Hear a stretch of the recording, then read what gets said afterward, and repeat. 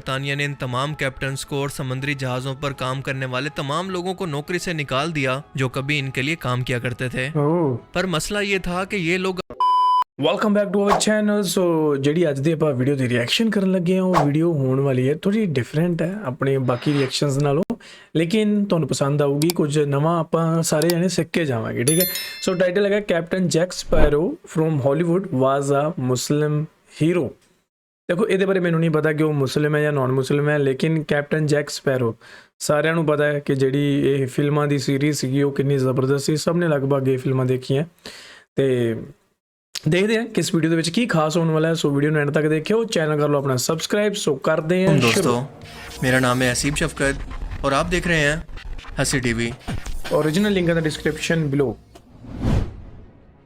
आप में से ज़्यादातर लोगों ने हॉलीवुड की मशहूर film pirates of the Caribbean तो यकीनन ज़रूर देखी होगी, या फिर कम अज़ कम इस कैरेक्टर को तो ज़रूर पहचानते होंगे, जो कि इस फिल्म का मरकज़ी किरदार है, यानी कैप्टन जैक स्पैरो, जो दिखने में काफ़ी सीधा भोला भाला सा शख्स मालूम होता है, लेकिन असल में बहुत ही होशियार, चालाक, बहादुर और खुदगर्ज है। किसी भी समुद्री जहाज़ को लूटना या इसे डिबोना इसके बाएं हाथ का खेल है। ये फिल्म हॉलीवुड की कामयाब तरीन और सुपरहिट फिल्मों में से एक है, जिसके अब तक 5 सीक्वल बन चुके हैं। कैप्टन जैक स्पैरो अपने टाइम का बहुत ही बहादुर, सफाक, चालाक और इंतहाई समझदार और अमीर तरीन समुद्री लुटेरा था, जिसने बहरा रूम के अंदर अपनी दहशत मचा रखी थी। ये तिजारती जहाज़ों को लूट लिया करता, बड़े बड़े बहरी जहाज़ों पर कब्जा कर लिया करता, और इस फिल्म के अंदर फिक्शन कहानियों के जरिए जैक स्पैरो और इसके साथियों के साथ होने वाले वाक़यात को इंटरेस्टिंग बनाकर दिखाया गया है, जिसे हॉलीवुड अदाकार जॉनी डेप ने अपनी अदाकारी से एक लेजेंडरी किरदार के अंदर बदल दिया है, जिसे हमेशा याद रखा जाएगा। लेकिन शायद ये बात आपको आज तक मालूम ना हो कि कैप्टन जैक स्पैरो ना सिर्फ एक तारीखी हकीकी किरदार था, बल्कि एक मुसलमान भी था। जी हाँ, कैप्टन जैक स्पैरो का असल नाम था जैक वार्ड। ये पैदाइशी तौर पर एक क्रिश्चियन था, जो कि 1553 यानी 1553 के अंदर इंग्लैंड यानी बरतानिया के शहर फोरशम में पैदा हुआ। इसका बचपन इंतहाई गरीबी के अंदर गुजरा, और ये इलाका समंदर के पास एक पोर्ट पर मौजूद था। यहाँ पर मछली मार्केट मौजूद थी, जहाँ पर स्मगलर, समंदरी लुटेरे अक्सर आते रहते थे। इन्हीं समंदरी लुटेरों से अपने सफ़र की कहानियाँ सुन सुनकर जैक को भी समंदरी सफ़र का शौक हुआ, और जवानी के अंदर इसने मल्का बरतानिया की तरफ से एक समंदरी जहाज़ का कैप्टन बनने का ओहदा संभाल लिया। उस दौर में बरतानिया के समंदरी जहाज स्पेन के समंदरी जहाज़ों को हमला करके इन्हें लूटा करते थे। इन दोनों के दरमियान बाकायदा जंग चल रही थी। इस ज़माने में मल्का बरतानिया की तरफ से बाकायदा दुश्मन मुल्कों के समंदरी जहाज लूटने की इजाज़त होती थी, और जो लोग ऐसा करते थे इन्हें कहते थे प्राइवेटियर्स, और जैक भी एक प्राइवेटियर बन गया। मगर एक बार स्पेन के समंदरी जहाज़ों से लड़ाई के दौरान बरतानिया के जहाज़ों को बुरी तरह से शिकस्त हुई और अच्छे खासे नुकसान का सामना करना पड़ा, और उसके बाद जंग खत्म हो गई, जिसके बाद मजीद नुकसान से बचने के लिए मल्का बरतानिया ने इन तमाम कैप्टन्स को और समंदरी जहाज़ों पर काम करने वाले तमाम लोगों को नौकरी से निकाल दिया जो कभी इनके लिए काम किया करते थे। पर मसला ये था कि ये लोग अब तक इस लूट मार और दहशत के आदी हो चुके थे, लिहाजा ये सब लोग अलग अलग होकर अपने जहाज़ लेकर समंदर के अंदर लूट मार करने लगे, जबकि जैक अपने गांव में मायूस होकर वापस आ गया।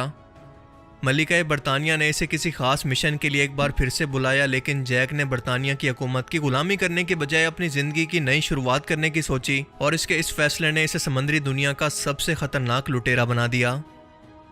जैक ने 40 लोगों के साथ मिलकर एक छोटा समंदरी जहाज चोरी किया और बड़े समंदरी जहाज़ों को लूटना शुरू कर दिया, और इसे आहिस्ता आहिस्ता लूट मार और दहशत दिखाने में मज़ा आने लगा। ये इसकी आदत बन गई।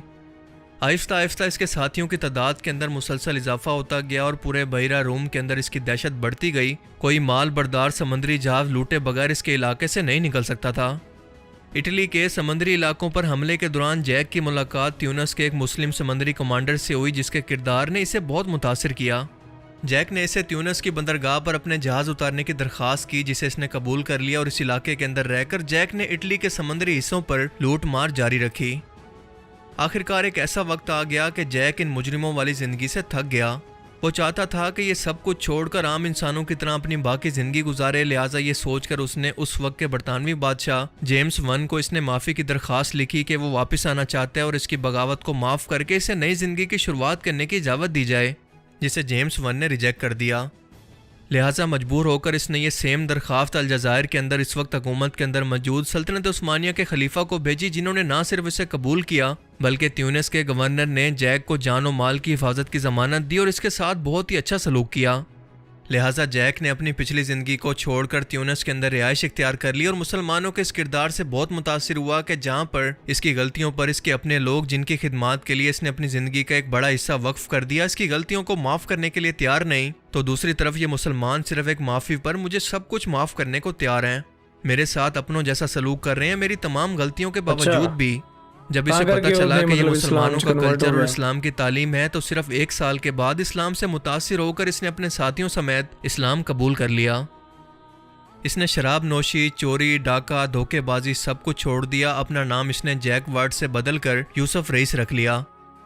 अपनी बाकी ज़िंदगी इसने सल्तनत उस्मानिया की समंदरी फ़ौज का हिस्सा बनकर गुजार दी और इस वक्त स्पेन के मजलूम मुसलमानों और यहूदियों को बचाने के अंदर इसने अपनी जान लगा दी। इन्हें समंदरी रास्ते से स्पेन से बाहर निकाला जिन पर इस दौर के अंदर काफ़ी जुल्म हो रहा था। यूं सोल्व अच्छा, मैं फिल्म देखी हो लेकिन मेरे ख्याल मैं 2 ਪਾਰਟ ਦੇਖੇ ਆ, ਸਾਰੇ ਪਾਰਟ ਨਹੀਂ ਦੇਖੇ। ਆਈ ਡੋਨਟ ਨੋ ਕਿ ਫਿਲਮ ਦੇ ਵਿੱਚ ਉਹਨਾਂ ਨੇ ਆਹ ਚੀਜ਼ਾਂ ਅੱਗੇ ਕੀਤੀਆਂ ਕਿ, ਪਰ ਮੈਨੂੰ ਲੱਗਦਾ ਨਹੀਂ ਉਹਨਾਂ ਨੇ ਇਹ ਚੀਜ਼ਾਂ ਰਿਵੀਲ ਕੀਤੀਆਂ ਹੋਣੀਆਂ ਫਿਲਮ ਦੇ ਵਿੱਚ। ਸੋ ਹਿਸਟੋਰੀਕਲ ਇਵੈਂਟਸ ਤੇ ਜੋ ਆਧਾਰ ਤੇ ਫਿਲਮਾਂ ਹੁੰਦੀਆਂ, ਫਿਲਮਾਂ ਦੇ ਵਿੱਚ ਕੁਝ ਵੱਖਰੇ ਤੜਕੇ ਲਾ ਕੇ ਬਣਾਉਂਦੇ ਆ। और 17वीं सदी के अंदर एक समंदरी लुटेरा इस्लाम लाने के बाद लोगों का मसीहा बनकर इनकी जान बचाने लगा। 1610 में बरतानिया के शाही महल के अंदर जैक के मुसलमान होने की खबर ने खलबली मचा दी कि हमारा इतना ज़हीन और चलाक सिपाही अब सल्तनत उस्मानिया की फ़ौज का बाकायदा एक मुसलमान बनकर हिस्सा है और हमारे लिए सरदर्द बना हुआ है। एक समंदरी लुटेरा जो कि बरतानवी फ़ौज का सिपाही था आज सर पर तुर्किश इमामा पहनकर मुसलमानों की फ़ौज का तुर्किश सिपाही है। ये हमारे लिए बहुत ही शर्म की बात है। कहा जाता है कि जैक को बचपन से ही आसमान के अंदर उड़ते हुए परिंदे, खास तौर पर चिड़ियों का बहुत शौक था जिनके साथ ये खेलकर बहुत ही खुश रहा करता और इसी वजह से इसके नाम के साथ जैक स्पैरो लग गया। अच्छा, जैक वार्ड की ज़िंदगी के अंदर ही 1612 के अंदर इसकी ज़िंदगी पर एक किताब अ क्रिश्चियन टर्न तुर्क लिखी गई, यानी एक क्रिश्चियन जो कि तुर्क मुसलमान बन गया, जिसे रॉबर्ट डिब्रो ने लिखा।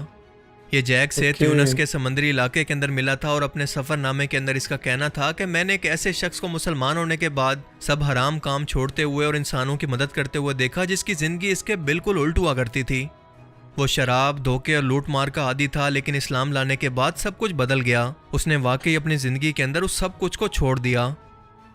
जैक वार्ड की ज़िंदगी के अंदर हम इंसानों के लिए सबक है कि बाज़ औक़ात हालात और वाक़यात के मुताबिक इंसान गलतियों के अंदर या फिर गलत संगत के अंदर रहकर बहुत सारी गलतियां कर बैठता है, लेकिन एहसास होने के बाद हम इंसानों को इस शख्स को सुधारने का सिर्फ एक मौका ज़रूर देना चाहिए, क्योंकि दिलों का हाल तो सिर्फ अल्लाह ही बेहतर जानता है। हो सकता है कि वो शख्स दिल से मुखलिस होकर सच्ची तौबा करे और अपनी अगली ज़िंदगी को बदल कर दुनिया को अपने किरदार से बदल दे। जैसा कि अल्लामा मोहम्मद इकबाल ने कहा था कि काबे को मिल गए पासबां सनम खाने से।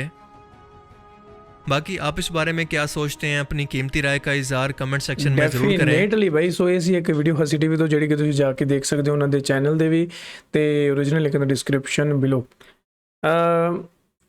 ਇਹ ਕੋਈ ਵੱਡੀ ਗੱਲ ਨਹੀਂ ਹੈ ਕਿ ਇੱਥੇ ਕਿਸੇ ਇਤਿਹਾਸ ਤੇ ਕੋਈ ਫਿਲਮ ਬਣਾਉਣੀ, ਲੇਕਿਨ ਹਮੇਸ਼ਾ ਕੋਈ ਵੀ ਮੇਕਰ ਹੈ ਉਹ ਫਿਲਮਾਂ ਨੂੰ ਹੂਬਹੂ ਨਹੀਂ ਦਿਖਾਉਂਦਾ ਜਿੱਥੇ ਤੱਕ ਮੈਨੂੰ ਪਤਾ ਹੈ, ਠੀਕ ਹੈ, ਕਿਉਂਕਿ ਉਹ ਅੱਜ ਕੱਲ੍ਹ ਦੇ ਅਕੋਰਡਿੰਗ TRP ਦੇ ਅਕੋਰਡਿੰਗ ਜਾਂ ਸਾਡੀਆਂ ਥੀਏਟਰ ਦੀਆਂ ਕਿੰਨੀਆਂ ਕੁ ਟਿਕਟਾਂ ਵਿਕਣਗੀਆਂ, ਕਿੰਨੀ ਕੁ ਹਾਈਪ ਕ੍ਰੀਏਟ ਹੋਊਗੀ ਫਿਲਮ ਦੀ, ਉਹਦੇ ਅਕੋਰਡਿੰਗ ਉਹਦੇ 'ਤੇ ਤੜਕੇ ਲਗਾ ਦਿੰਦੇ ਆ। ਲੇਕਿਨ ਜੋ ਓਰੀਜਨਲ ਉਹਨਾਂ ਦੀ ਬਾਇਓਗ੍ਰਾਫੀ ਹੁੰਦੀ ਹੈ ਜਾਂ ਜੋ ਲਿਖੀ ਗਿਆ, ਜੋ ਇਤਿਹਾਸ ਲਿਖਿਆ ਗਿਆ ਹੁੰਦਾ, ਉਹ ਹੋ ਸਕਦਾ ਕੁਝ ਵੱਖਰਾ ਹੋਵੇ, ਹਾਂ ਕੁਝ ਕੁ ਚੀਜ਼ਾਂ ਸਿਮਿਲਰ ਹੋ ਸਕਦੀਆਂ।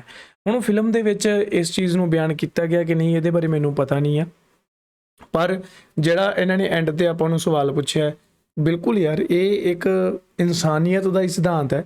ਆਈ ਥਿੰਕ ਇਸਲਾਮ ਦੇ ਵਿੱਚ ਵੀ ਇਸ ਚੀਜ਼ ਨੂੰ ਬਹੁਤ ਤਵੱਜੋ ਦਿੱਤੀ ਜਾਂਦੀ ਹੈ ਕਿ ਜੇਕਰ ਕੋਈ ਬੰਦਾ ਆਪਣੇ ਸੱਚੇ ਦਿਲ ਦੇ ਨਾਲ ਆਪਣੀ ਕੀਤੀਆਂ ਹੋਈਆਂ ਗਲਤੀਆਂ 'ਤੇ ਪਛਤਾਵਾ ਰੱਖਦਾ, ਪਛਤਾਵਾ ਕਰਦਾ, ਤਾਂ ਉਹਨੂੰ ਖੁੱਲ੍ਹੇ ਦਿਲ ਨਾਲ ਮਾਫ਼ ਕਰ ਦੇਣਾ ਚਾਹੀਦਾ। ਅਤੇ ਮੇਰੇ ਖਿਆਲ ਇਕੱਲੇ ਇਸਲਾਮ ਦੇ ਵਿੱਚ ਹੀ ਨਹੀਂ, ਇਹ ਹਰ ਇੱਕ ਧਰਮ ਦੇ ਵਿੱਚ ਇਹੀ ਚੀਜ਼ ਹੈ।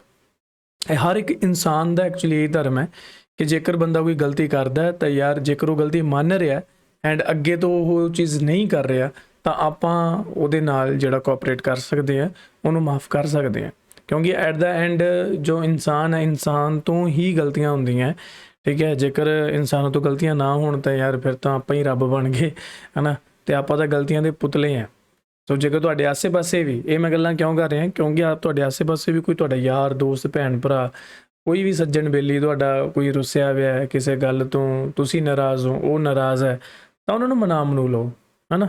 ਮਤਲਬ ਦੁਨੀਆ ਦਾ ਕੁਛ ਨਹੀਂ ਪਤਾ ਯਾਰ, ਅੱਜ ਕੱਲ੍ਹ ਜੋ ਚੱਲ ਰਿਹਾ ਜੋ ਡਿਪਰੈਸ਼ਨ ਵਾਲੀ ਲਾਈਫ ਚੱਲ ਰਹੀ ਹੈ ਨਾ ਇਸ ਟਾਈਮ, ਆਪਣੀ ਜ਼ਿੰਦਗੀ ਦਾ ਕੋਈ ਭਰੋਸਾ ਨਹੀਂ। ਅੱਗੇ ਕਹਿੰਦੇ ਹੁੰਦੇ ਸੀ ਨਾ ਕਿ ਕੋਈ ਨਾ ਬੜਾ ਟਾਈਮ ਪਿਆ, ਆਹ ਕੰਮ ਆਪਾਂ ਜਵਾਨੀ 'ਚ ਕਰ ਲਾਂਗੇ, ਫਿਰ ਕਹਿੰਦੇ ਕਿ ਨਹੀਂ ਬੜਾ ਟਾਈਮ ਪਿਆ, ਬੁਢੇਪੇ 'ਚ ਜਾ ਕੇ ਕਰ ਲਾਂਗੇ। ਭਾਈ ਅੱਜ ਕੱਲ੍ਹ ਤਾਂ ਤੁਹਾਨੂੰ ਜਵਾਨੀ ਨਸੀਬ ਹੋ ਗਈ, ਤੁਸੀਂ ਬਹੁਤ ਕਰਮਾਂ ਵਾਲੇ ਹੋ। ਬੁਢੇਪਾ ਆਪਾਂ ਨੂੰ ਨਸੀਬ ਹੋਣਾ ਵੀ ਹੈ ਕਿ ਨਹੀਂ ਹੋਣਾ, ਕਿਸੇ ਨੂੰ ਕੁਛ ਨਹੀਂ ਪਤਾ। ਹਰ ਤੀਜੇ ਦਿਨ ਕੋਈ ਨਾ ਕੋਈ ਨਵੀਂ ਖਬਰ ਸੁਣਦੇ ਆ, ਕੋਈ ਉੱਤੇ ਹਾਰਟ ਅਟੈਕ ਨਾਲ ਮਰ ਗਿਆ, ਕਦੇ ਕੁਛ ਹੋ ਗਿਆ, ਕਦੇ ਕੁਛ ਹੋ ਗਿਆ, ਹੈ ਨਾ। ਸੋ ਕਹਿਣ ਦਾ ਮਤਲਬ ਇਹ ਹੈ ਕਿ ਖੁਸ਼ ਰਹੋ, ਆਬਾਦ ਰਹੋ, ਆਪਣੇ ਯਾਰਾਂ ਦੋਸਤਾਂ ਨਾਲ ਤੁਹਾਡੇ ਗੁੱਸੇ ਗਿਲੇ ਆ ਉਹਨਾਂ ਨੂੰ ਸੋਲਵ ਆਊਟ ਕਰੋ ਅਤੇ ਜ਼ਿੰਦਗੀ ਦੇ ਮਜ਼ੇ ਲਓ, ਬਸ ਇੰਨੀ ਗੱਲ ਹੈ। ਬਾਕੀ ਇਹਦੇ ਬਾਰੇ ਤੁਸੀਂ ਕੀ ਕਹਿਣਾ ਚਾਹੋਗੇ ਮੈਨੂੰ ਨੀਚੇ ਕਮੈਂਟ ਕਰਕੇ ਜ਼ਰੂਰ ਦੱਸਿਓ। ਵਧੀਆ ਸੀ ਵੀਡੀਓ, ਨਵੀਂ ਸੀ, ਇਨਫੋਰਮੇਟਿਵ ਸੀ, ਕੁਝ ਨਵਾਂ ਅਤੇ ਸ਼ੌਕਿੰਗ ਜਿਹਾ ਪਤਾ ਲੱਗਾ ਕਿ ਉਹ ਬੰਦਾ ਮੁਸਲਮਾਨ ਸੀ। ਕਮੈਂਟ ਪੱਕਾ ਕਰਕੇ ਜਾਓ। ਮਿਲਦੇ ਕਿਸੇ ਹੋਰ ਵੀਡੀਓ 'ਚ। ਸਤਿ ਸ਼੍ਰੀ ਅਕਾਲ।